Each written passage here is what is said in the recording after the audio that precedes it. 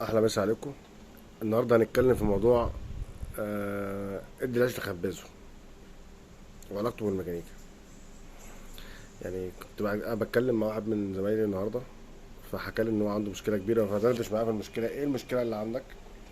المشكله اللي عنده ان هم مزنوقين مضغوطين، وعنده فنشر داش 2 حديث في مشكله بقى فتره ما بيدورش، فهم يدوروه ما دارش، فقال لك المشكله في البطاريات. بسيطه خالص.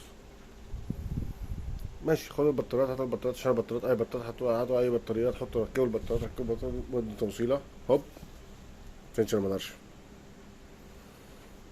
دور يمين شمال، ايه ده؟ بطارية بتغلط. كارثة. كارثة بكل المقاييس طبعا. الفينشر الفوجل ده شو دوت فيه كارتتين كبار، وكل كارت اصلا عبارة عن كارتين جوه بعض اساسا، اللي ما يعرفش الموضوع. غير الداشبورد، غير التابلو. التابلو طبعا في كارت امينو، وفي تلات اربع كارتات رئيسيين كده. كارثة. غير الكنترولات، غير الكنودز، اتنين كنود يمين واتنين كنود شمال. غير لو في اي اوبشن ولا حاجة، بيبقى في كنودز زيادة. يعني المعدل الستاندرد بقى اقل حاجه 4 كنود، لو فيها اوبشن بقى ممكن 5 6 7 كنود. غير الكارتات الرئيسيه، غير الكنترولات اللي ورا، غير كارت المحرك، غير التابلو. فطبعا يا جماعه، احنا الناس معدات النهارده بقت بملايين بملايين. الفينشر ده لما نزل في 2007 كان ب 800,000 زيرو. النهارده ب 5 6 مليون، وب 10 مليون، وب 8 مليون، وبارقام مهوله. فمش عايزين نتعامل مع الموضوع. فينشر بنتكلم احنا في كام سنه؟ ده اللي بنحكي عليه دوت بدايه التكنولوجيا المتطوره، يعني من 15 سنه 20 سنه كده. ما بالك بقى 2018 15 20 22 23 حاجه تانية.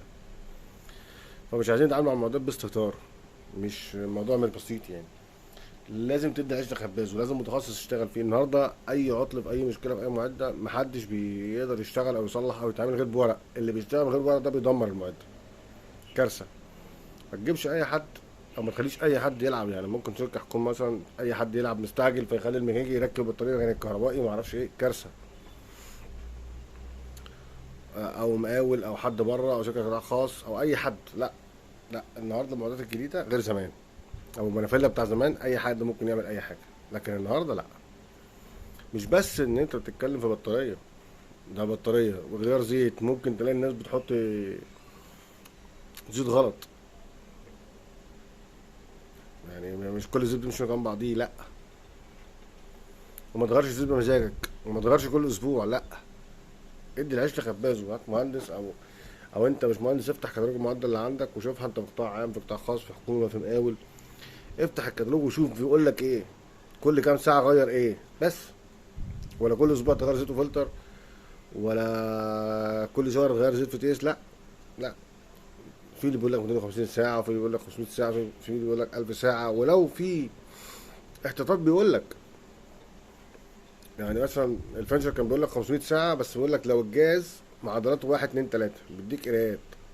تاخد القرايات دي وتراجعها. لو انت عملت اختبار وحللت عينة الجاز ديت، ولقيت انه بيقول لك النسب من كذا لكذا، يقول لك لو من كذا لكذا غير على 250 ساعة، لو من كذا لكذا غير على 125 ساعة، لو الدنيا تمام 500 ساعة. في مصر غير السعودية، غير أوروبا. وده تمنه فلوس. النهارده كل حاجة بفلوس. الفلتر بفلوس، والزيت بفلوس، والجاز بفلوس. وما تاخدش أي فلتر وخلاص. النهارده الانجن البيركنز دوت، أو الكاتربيلر، النهارده بيتكلم في فلتر 4 مايكرون و20 مايكرون. فما تاخدش أي فلتر وخلاص. كل ده ليه تمن.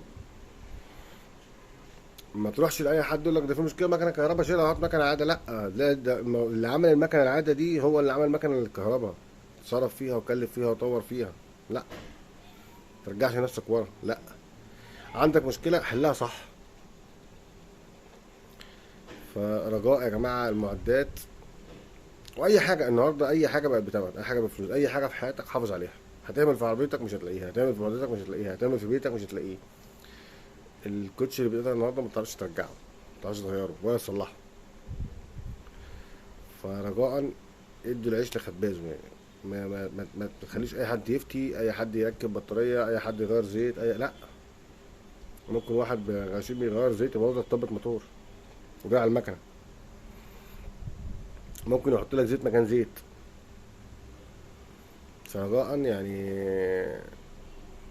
ادي العيش لخبازه.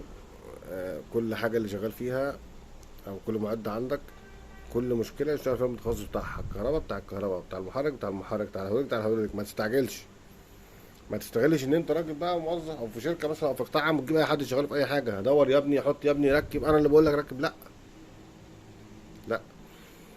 ولو انت مقاول او انت شركه خاصه او حاجه، هات لكل حاجه اللي متخصص فيها. كهرباء هتلاقيها مهندس الكهرباء. لو حاجه حديثه، لو حاجه قديمه عايز تجيب كهربائي عادي ماشي، بس يبقى كهربائي او مهندس يبقى فاهم هو بيعمل ايه. هدولك نفس الكلام، هدولك النهارده اللي بيفك ما بيرجعش زي ما كان، ما بيرجعش زي ما كان. لازم واحد فاهم وعارف هو بيعمل ايه. الغلطه النهارده في الهدوليك بفوره. خرطوم، خرطوم قبل كده اتغير غلط وما تنضفش كويس من جوه بعد ما اتكبس، ركب المكنه اللي كانت شغاله زي الساعه، كان كل فيها مشكلتها ان خرطوم ضرب قضى على المكنه، كانت كهنت،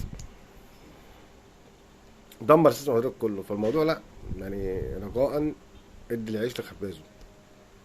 شكرا.